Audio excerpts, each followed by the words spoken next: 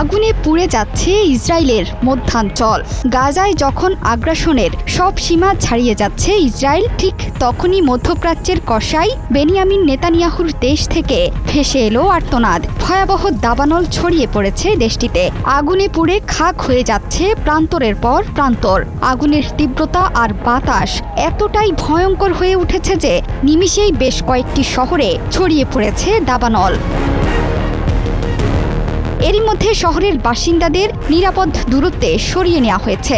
আগুনের তীব্রতায় সড়কে বন্ধ আছে যান চলাচল। রেল লাইনের কাছে আগুন ছড়িয়ে পড়ায় বন্ধ আছে ট্রেন চলাচলও। এমন পরিস্থিতিতে অ্যাডহক কমান্ড সেন্টারের জরুরি বৈঠকে অংশ নিয়েছেন ইসরায়েলের প্রধানমন্ত্রী বেনিয়ামিন নেতানিয়াহু। গণমাধ্যমগুলোতে বলা হয়েছে, মধ্য ইসরায়েলের মোসাব তারুমের কাছেই প্রথম আগুনের সূত্রপাত। বৃদ্ধি এবং বাতাসের তীব্রতায় বিভিন্ন জায়গায় ছড়িয়ে পড়েছে সেই আগুন। বেইত শেমেশ শহরের বেশ কয়েকটি স্থানেও দাবানল ছড়িয়ে পড়েছে।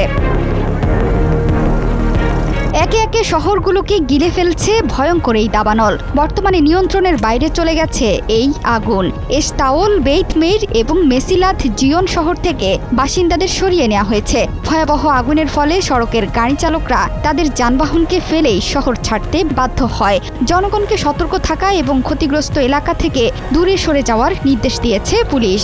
দাবানল ছড়িয়ে পড়া এলাকা থেকে জেরুজালেমে যাওয়ার গুরুত্বপূর্ণ সড়কও বন্ধ করে দিয়েছেন তারা। এরই মধ্যে বিমানের সাহায্যে আগুন নেভানোর কাজ শুরু করেছে অগ্নি নির্বাপন কর্মীরা। আগুন নেভাতে গিয়ে 7 জন দমকল কর্মী সহ কমপক্ষে 9 জন আহত হয়েছেন। ফায়ার অ্যান্ড রেস্কিউ অথরিটির মুখপাত্র জানান, আগুন নেভাতে গিয়ে 9 জন আহত হয়েছেন। তাদের মধ্যে 7 জন দমকল কর্মী এবং 2 জন বেসামরিক নাগরিক। দাবানলের স্থান থেকে জেরুজালেম প্রায় 25 কিলোমিটার দূরে। এরপরও জেরুজালেমের আকাশ ধোঁয়ায় আচ্ছন্ন। বাতাসের মানের স্তর হ্রাস পেয়েছে। 6টি জেলা থেকে ফায়ার সার্ভিসের কর্মীর তালিকাভুক্ত করে আগুন নেভানোর চেষ্টা চলছে। তাদের সঙ্গে আইডিএফ সদস্যরাও যোগ দিয়েছেন। বেইত শেমেশের উত্তরে দাবানল নেভাতে প্রায় 110টি অগ্নি নির্বাপন দল, 11টি অগ্নি নির্বাপক বিমান এবং 1টি হেলিকপ্টার কাজ করছে। এছাড়াও ইসরায়েলি বিমান বাহিনী, উদ্ধার পরিষেবা এবং পুলিশ কাজ করেছে। দাবানলের ঝুঁকিপূর্ণ এলাকাগুলোতে পর্বতারোহীদের খোঁজে তল্লাশি চালাচ্ছেন কর্মকর্তারা।